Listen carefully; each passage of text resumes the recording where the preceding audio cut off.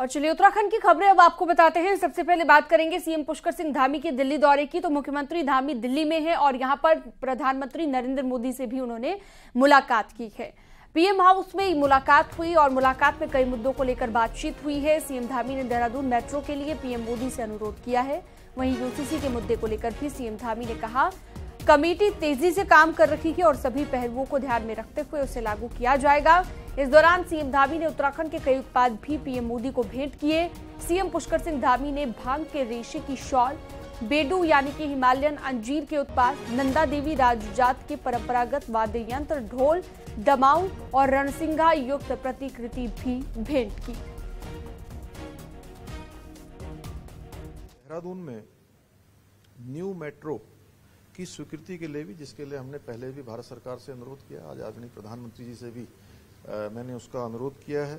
उसके होने से निश्चित रूप से पर्यावरण की दृष्टि से भी जो है ये अत्यंत उपयोगी सिद्ध होने वाली है। और 22 किलोमीटर की लंबाई की ये न्यू मेट्रो जो देहरादून के लिए है उसके संबंध में भी चर्चा की है। साथ में सौंग डैम जो कि आने वाले समय में पूरे देहरादून के लिए अगले 50 सालों के लिए जल स्तर और पेयजल की सुनिश्चितता करने वाला प्रोजेक्ट है, उस प्रोजेक्ट के संबंध में भी मैंने निवेदन किया है।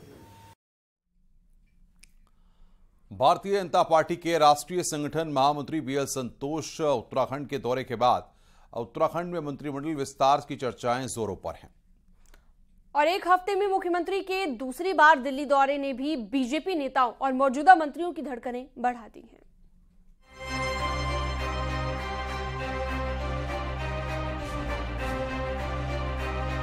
उत्तराखंड की धामी कैबिनेट में 4 सीटें खाली हैं, तो सरकार में दर्जा मंत्रियों का बंटवारा भी अभी तक हुआ नहीं है। इस बीच सरकार के मंत्रियों के दिल्ली दौरों में अचानक तेजी आई। उत्तराखंड से राज्यसभा सांसद नरेश बंसल को राष्ट्रीय संगठन में जगह मिलने और फिर राष्ट्रीय महामंत्री संगठन का देहरादून पहुंचकर ताबड़तोड़ मीटिंग करने के बीच ही मुख्यमंत्री धामी के हफ्ते में दूसरी बार अचानक दिल्ली पहुंचने से सियासी हलचल तेज हो गई है। सियासी हलकों में इसे कैबिनेट विस्तार को लेकर हो रहे मंथन के रूप में देखा जा रहा है। वो माननीय मुख्यमंत्री जी का जो है पूरा उनका हाथ में है कि वो कब वो चाहेंगे, कैसे चाहेंगे, उनका विशेष अधिकार है। और मुझे उम्मीद है कि मुख्यमंत्री जी जो भी फैसला लेंगे वो प्रदेश हित में होगा। वर्तमान में जो दायित्व मिला है कैबिनेट मिनिस्टर का और जो विभाग मिले हैं उनके तहत अपने दायित्वों का निर्वहन कर रही हूँ। आने वाले भविष्य में भी पार्टी जो भी निर्देश देगी उसका पालन करूंगी। कैबिनेट विस्तार होता है तो गढ़वाल और कुमाऊं से कई नामों की चर्चाएं, जिनमें कुमाऊं से सुरेश गढ़िया, राम सिंह केड़ा, शिव अरोड़ा, फकीर राम टमटा हैं, तो वहीं गढ़वाल से विनोद कंडारी, खजान दास, विनोद चमोली, आदेश चौहान के नाम चर्चाओं में शामिल हैं। तो मुझे लगता है कि जो भी निर्णय होगा अच्छा होगा, सकारात्मक होगा। और जहां तक मेरा सवाल है, मुझे संगठन ने बहुत कुछ दिया है, आगे जो भी जिम्मेदारी अगर सरकार सौंपती है तो उसका निर्वहन करेगा। कैबिनेट विस्तार हुआ तो नए चेहरों की तो एंट्री होगी, सियासी गुणाभाग में कुछ मौजूदा चेहरों की भी अदला बदली हो सकती है। हालांकि सियासी जानकारों के मुताबिक लोकसभा चुनाव से पहले बीजेपी बड़े फेरबदल से बचना चाहेगी। देहरादून से न्यूज 18 के लिए सुनील नवप्रभात की रिपोर्ट। बागेश्वर उपचुनाव को लेकर बीजेपी ने तैयारियां शुरू कर दी हैं और राष्ट्रीय महामंत्री संगठन बीएल संतोष के दौरे में बागेश्वर उपचुनाव पर भी चर्चा की गई और कैबिनेट मंत्री सौरभ बहुगुणा को बागेश्वर उपचुनाव के लिए प्रभारी बनाया गया है। प्रभारी बनाए जाने के बाद सौरभ बहुगुणा ने मुख्यमंत्री पुष्कर सिंह धामी और केंद्रीय नेतृत्व का आभार जताते हुए बागेश्वर उपचुनाव को जीतने की बात कही है। मैं बागेश्वर का प्रभारी मंत्री हूं और धन्यवाद करता हूं अपने प्रदेश नेतृत्व का कि मुझे उपचुनाव का भी प्रभारी बनाया गया है और संगठन से राजेंद्र सिंह बिष्ट जी को बनाया गया है। पूरी कोशिश रहेगी कि जितने वोट से स्वर्गीय चंदन रामदास जी पिछली बार जीते थे 22 के चुनाव में, उसको हम बेटर करके ये सीट तो देखिए बीजेपी पक्का जीत रही है। और चलिए सीधा रुख करते हैं, भारती सकलानी हमारे साथ जुड़ चुकी हैं लाइव इस पर ज्यादा जानकारी के लिए। भारती, प्रभारी भी नियुक्त कर दिए हैं और बीजेपी लगातार तैयारियों में भी जुट गई है बागेश्वर उपचुनाव के। किस तरह की तैयारियां हैं बीजेपी की? देखिए, प्रभारी यहाँ पर नियुक्त कर दिया है और सौरभ भगोड़ा को अभी आपने सुना कि किस तरीके से वो कह रहे हैं कि हम ये सीट जीत रहे हैं। बीजेपी पूरी तरह से आश्वस्त है बागेश्वर उपचुनाव को जीतने के लिए। और बड़ी बात यहाँ पर यह भी है कि ये कहा जा रहा है कि उन्हीं के परिवार के किसी सदस्य को यहाँ पर टिकट भी दिया जा सकता है, क्योंकि एक तो सिंपैथी वोट है वो यहाँ पर बीजेपी और लेना चाहेगी, और दूसरी हमेशा से यही परंपरा भी रही है, अगर बीजेपी का पिछला ट्रैक रिकॉर्ड देखें तो यही परंपरा भी रही है कि परिवार के सदस्य को ही टिकट दिया जाता है। तो ये कहा जा सकता है कि बागेश्वर उपचुनाव को लेकर जब बीएल संतोष अपने 2 दिन के दौरे पर थे तो यही सब डिस्कशन हुआ, कैसे चुनावों की तैयारियों में जाया जाए, कैसे आगे की रणनीति बनाई जाए। और इसी को देखते हुए अगर हम बात करें बागेश्वर उपचुनाव को लेकर, तो प्रभारी यहाँ पर नियुक्त कर दिए गए हैं। अब वो क्षेत्र में दौरे करेंगे, लगातार दौरे भी वहाँ पर कर रहे हैं। अगर बागेश्वर के ही प्रभारी मंत्री भी हैं सौरभ भगोड़ा, लगातार वो वहाँ पर लोगों की नब्ज भी टटोल रहे हैं, क्या कुछ समस्याएं हैं वो भी यहाँ पर देख रहे हैं। अब आगे उपचुनाव है और उसकी तैयारियों में बीजेपी लग भी गई है। ठीक है, बहुत शुक्रिया भारती सकलानी इस तमाम जानकारी के लिए आपका। कांग्रेस ने 5 राज्यों के विधानसभा चुनाव देखते हुए सीनियर ऑब्जर्वर और ऑब्जर्वर की लिस्ट जारी कर दी है। उत्तराखंड से कांग्रेस नेता प्रीतम सिंह को छत्तीसगढ़ में सीनियर ऑब्जर्वर बनाया गया है। उनके साथ मीनाक्षी नटराजन को ऑब्जर्वर बनाया गया है। प्रीतम सिंह के अलावा मधुसूदन मिस्त्री को राजस्थान, रणदीप सिंह सुरजेवाला को मध्य प्रदेश और तेलंगाना में दीपा दास मुंशी को यह जिम्मेदारी सौंपी गई है। प्रीतम सिंह मौजूदा वक्त में चक्राता से 6ठी बार कांग्रेस के विधायक हैं। प्रीतम सिंह उत्तराखंड कांग्रेस के प्रदेश अध्यक्ष और नेता विपक्ष भी रह चुके हैं।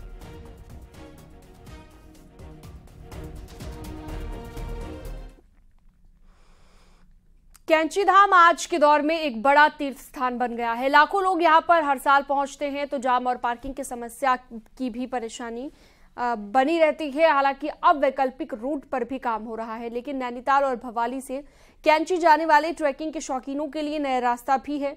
भवाली गांव से 3 किलोमीटर और नैनीताल से करीब 10 किलोमीटर ट्रैकिंग रूट से श्रद्धालु यहां जा सकते हैं, तो रास्ता भी बहुत आसान है। हालांकि इस रूट को प्रशासन अगर बेहतर करता है तो कैंची धाम में श्रद्धालुओं को ट्रैकिंग के जरिए भी भेजा जा सकता है, और इस रूट पर प्राकृतिक आनंद के साथ वाइल्ड लाइफ और नेचर का भी मजा लिया जा सकता है। वीरेंद्र बिष्ट हमारे साथ जुड़ चुके हैं नैनीताल से ज्यादा जानकारी के लिए। वीरेंद्र, किस तरह से यहाँ पर और ज्यादा बेहतर की जा रही है चीजें, क्योंकि एक ऐसा स्थल है जहाँ पर बहुत सारे लोग पहले भी आते थे, अभी भी आते थे, लेकिन जाम की समस्या हमेशा बनी रहती थी। वैकल्पिक रूट क्या होगा, कैसे जो है इसे बेहतर करने की कोशिश है?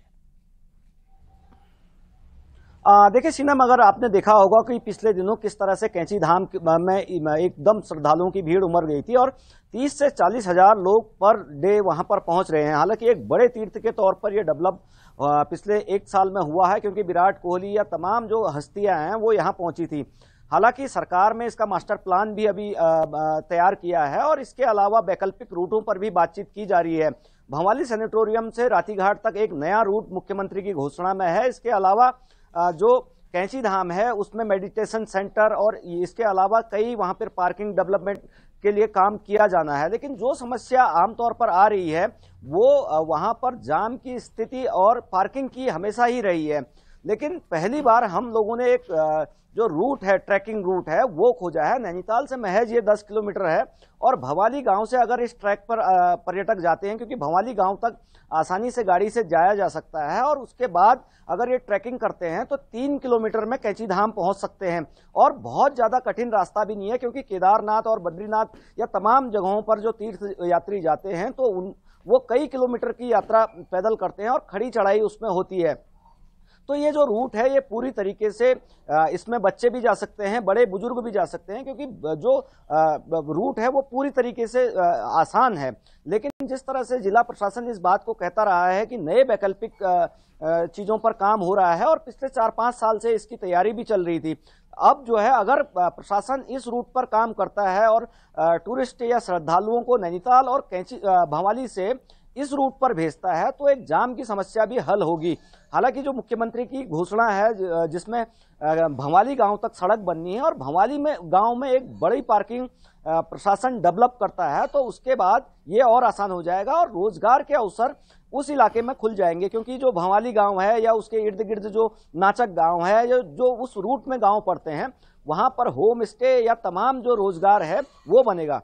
खास बात इस ट्रैकिंग रूट पर जो कैंची धाम जाता है इस पे यह है कि इसमें प्राकृतिक सौंदर्य के साथ जो वाइल्ड लाइफ और जो बर्ड वॉचिंग के शौकीन हैं उनके लिए भी एक बेहतरीन रास्ता है। ठीक है, हालांकि डीएम नैनीताल से भी हमारी बातचीत रास्ता बहुत हुई थी, आसान भी हो जाएगा, सफर लंबा भी नहीं होगा और ज्यादा बेहतर तरीके से भी लोग कर पाएंगे। बहुत शुक्रिया तमाम जानकारी के लिए आपका। गढ़वाल राइफल्स के हेडक्वार्टर लैंसडाउन के छावनी परिषद को खत्म करने की सालों से चल रही है मांग। अब रक्षा मंत्रालय ने परिसंपत्तियों की रिपोर्ट के लिए कमेटी का गठन करने के बाद से लैंसडाउन के लोगों को उम्मीद है कि अब कैट के नियम खत्म होंगे।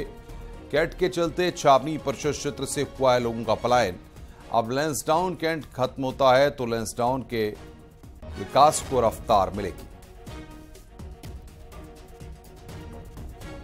तो छावनी परिषद खत्म करने की यहां पर मांग की जा रही है। छावनी परिषद के नियम से वहां पर लोग परेशान हैं। ये बड़ी खबर हम आपको बता रहे हैं। कमेटी का गठन यहां पर किया गया है। लैंसडाउन में गढ़वाल राइफल्स का हेडक्वार्टर है।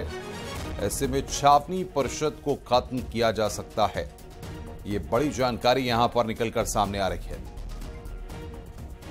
छावनी परिषद के जो नियम हैं उनसे लोग काफी परेशान हैं।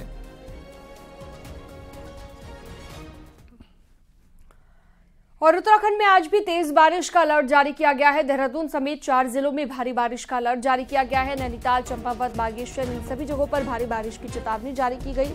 मौसम विज्ञान केंद्र ने जारी की है चेतावनी और सोमवार देर शाम भी कई इलाकों में तेज बारिश हुई थी।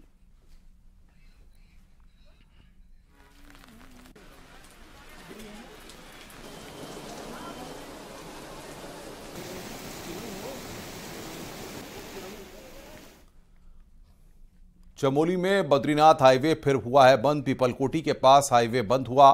पहाड़ी से मलबा आने से हाईवे बंद हुआ है। मार्ग बंद होने से मलबे में फंस रही हैं गाड़ियां। हल्की बारिश में भी बंद हो रहा है नेशनल हाईवे। ये बड़ी खबर हम आपको बता रहे हैं। पीपलकोटी के पास हाईवे बंद हुआ है। इस वक्त की बड़ी खबर आपकी स्क्रीन पर तस्वीरें दिखा रहे हैं। बद्रीनाथ हाईवे फिर बंद हुआ है। इस वक्त की बड़ी खबर, पीपलकोटी के पास हाईवे बंद हुआ है। पहाड़ी के पास मलबा आने से हाईवे बंद हुआ है। पहाड़ी में जिस तरीके से मलबा आया है, हल्की बारिश की वजह से ये बंद हुआ है। हल्की बारिश में भी बंद हो रहा है एनएच। ये बड़ी खबर इस वक्त हम आपको बता रहे हैं।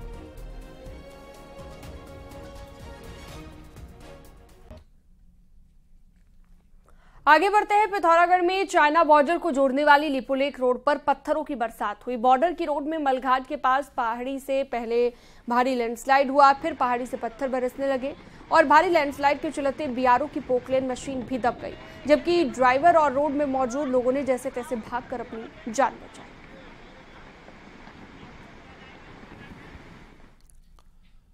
उत्तरकाशी के बड़कोट तहसील के नकोड़ा कफोला में स्कूली बच्चे जान जोखिम में डालकर उफनते नाले को पार करने को मजबूर हैं। कफोला गांव से बच्चे नकोड़ा स्कूल आते जाते हैं। ग्रामीणों ने उफनते नाले पर एक छोटा सा लकड़ी का पुल बनाकर उससे आवाजाही कर रहे हैं। तस्वीरों में देखा जा सकता है कि अभिभावक बच्चों को पुल पार करा रहे हैं। बारिश के मौसम में इस जगह कभी भी कोई हादसा हो सकता है।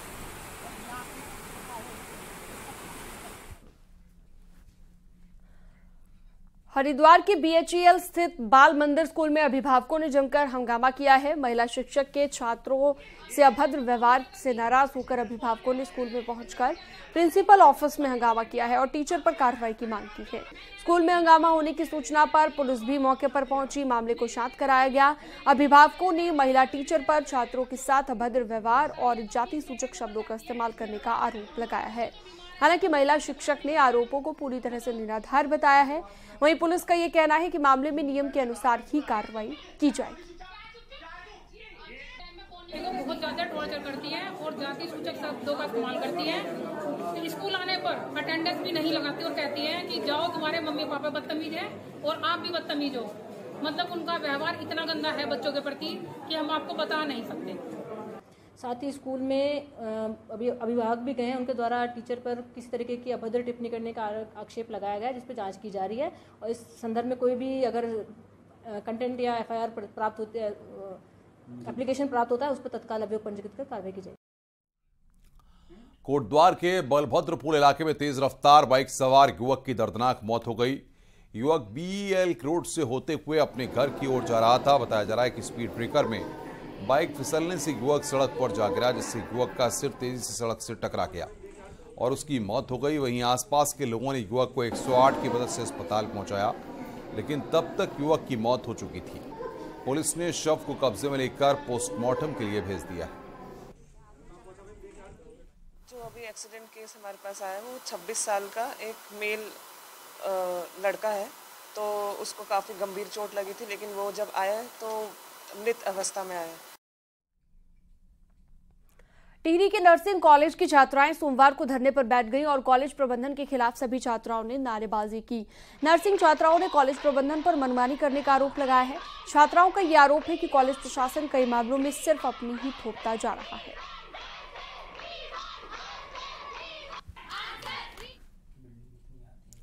न्यूज 18 की खबर का बड़ा असर हुआ है। न्यूज 18 राजधानी में लड़कों को सेक्स के धंधे में उतारते और उनको प्ले बॉय बनाने वाले पोस्टरों की खबर प्रमुखता से दिखाई थी, जिस पर अब देहरादून पुलिस ने पूरे मामले की छानबीन SOG यानी स्पेशल ऑपरेशन ग्रुप को सौंपी है। वहीं SP सिटी ने कहा है कि जल्द ही मामले का खुलासा किया जाएगा। देखिए, कुछ पोस्टर्स लगने संज्ञान में आए हैं जिसमें कि कुछ पैसे कमाने को लेकर के लोगों को जॉब ऑफर के संबंध में पोस्टर्स चिपकाए गए हैं और इसमें एक फ़ोन नंबर भी जो है डिस्प्ले किया गया है। इस संबंध में जो हमारी जो SOG है उसको बताया गया है और उसमें जांच की जा रही है। उद्यान मंत्री गणेश जोशी ने साफ तौर पर कहा कि विभाग में घोटालेबाजों पर बड़ी कार्रवाई होगी। नैनीताल पहुंचे गणेश जोशी ने कहा कि न सिर्फ वसूली होगी बल्कि उन्हें जेल भी भेजा जाएगा। उन्होंने कहा कि ये पूरा घोटाला धीरे धीरे हुआ है और सरकार इन घोटालेबाजों पर सख्त है। घोटाला कोई एक दिन में नहीं हुआ। जैसे ही मुझे उत्तरकाशी के प्रमुख जी, अगर आपको ध्यान होगा, मैंने उसकी तुरंत जाँच करवाई और उसी जांच के आधार पर उस अधिकारी को निलंबित किया गया। शायद आपको जानकारी नहीं होगी। रिकवरी भी होगी, जेल भी होगी, जो सख्त से सख्त सजा होगी उनके लिए फिक्स की जाएगी। उत्तराखंड का ग्लोबल इन्वेस्टर समिट भले ही दिसंबर में होना है, लेकिन देश भर से इन्वेस्टर का जो रुझान आने लगा है उससे सरकार उत्साहित है। ITC कंपनी ने पेपर इंडस्ट्री में 5,000 करोड़ के निवेश की इच्छा जाहिर की है, जबकि Oberoi hotel group of hotel Uttarakhand में 3 बड़े होटल बनाना चाहता है। अपोलो ग्रुप उत्तराखंड में बड़े अस्पताल और मेडिकल कॉलेज का निर्माण करना चाहता है।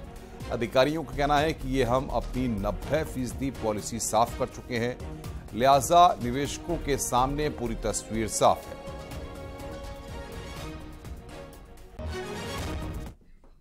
इस समय हमारा मेगा इवेंट दिसंबर में होगा, उस समय तक ग्राउंडिंग हो जाएगी। अभी तो प्रोसेस चल रहा है और करीब अभी पूरा अगस्त, सितंबर, अक्टूबर 4 महीने का वक्त है। देखिए, किसी भी परियोजना को चाहे आप 25,000 करोड़ का टारगेट रखें, चाहे 50,000 करोड़ का, आपकी प्रिपरेशन अच्छी होनी चाहिए। प्रिपरेशन इस सेंस में कि आपकी सभी पॉलिसीज वो अच्छे ढंग से बन जानी चाहिए। देहरादून से अगली बड़ी खबर है। सचिवालय संघ के चुनाव का रिजल्ट आ गया है और यहां पर बड़ा उलटफेर हुआ है। सचिवालय संघ के नए अध्यक्ष सुनील लखेड़ा बने हैं और सुनील लखेड़ा ने 45 वोटों से निवर्तमान अध्यक्ष दीपक जोशी को पीछे छोड़ा है। वहीं राकेश जोशी महासचिव चुने गए हैं तो रणजीत रावत को संयुक्त सचिव चुना गया है। रमेश बर्दवाल को कोषाध्यक्ष चुना गया है। चुनाव नतीजों के बाद विजयी प्रत्याशियों ने सचिवालय में जश्न मनाया है।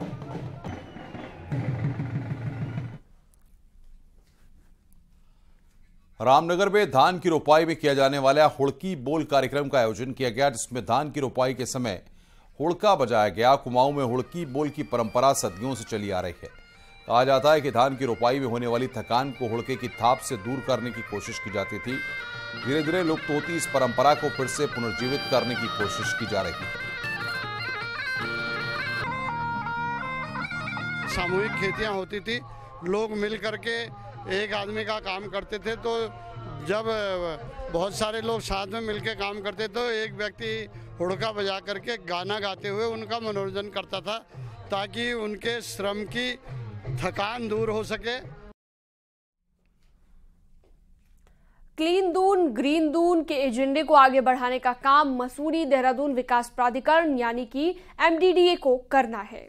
इस साल टारगेट 1 लाख फलदार पौधे लगाना है। मगर शहर के मेयर और कांग्रेस नेता MDDA के हाल से खुश नहीं है, तो शहरी विकास मंत्री हाल सुधरने का दावा कर रहे हैं।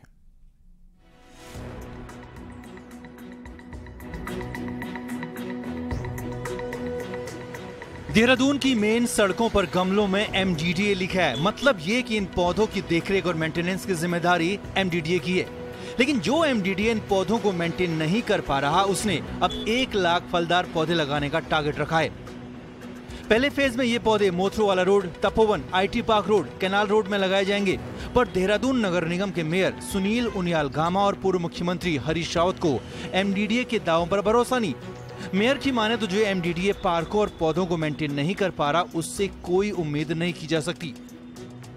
MDDA पहले जितने शहर भर में पार्क थे उसकी जो है देखरेख वो करते थे, उसकी मेंटेनेंस वो करते थे, लेकिन काफी समय से जो है MDDA भी उस ओर ध्यान नहीं दे रहा।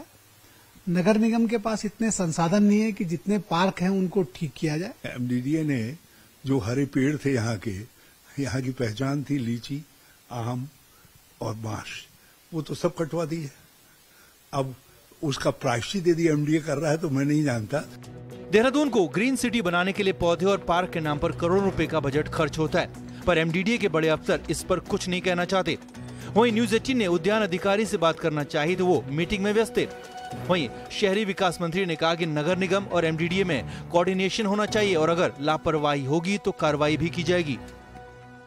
हमारा मानना ही रहता है कि आपसी समन्वय के आधार पर हम काम करें और विकास चाहे नगर निगम हो चाहे हमारे MDDA हो, दोनों का एक उद्देश्य है कि हम लोग विकास भी करें और निश्चित रूप से जनता को किसी प्रकार से उसका नुकसान नहीं होना चाहिए। आम और लीची के बगीचे कभी देहरादून की पहचान हुआ करते थे, पर अब उसी देहरादून में फलों के पौधे लगाने का काम हो रहा है और यही काम नगर निगम और कांग्रेस के गले नहीं उतर रहा। देहरादून से न्यूज 18 के लिए दीपांकर भट्ट की रिपोर्ट। और यहाँ वक्त तो चला एक छोटे से ब्रेक का। खबरों का सिलसिला लगातार जारी है।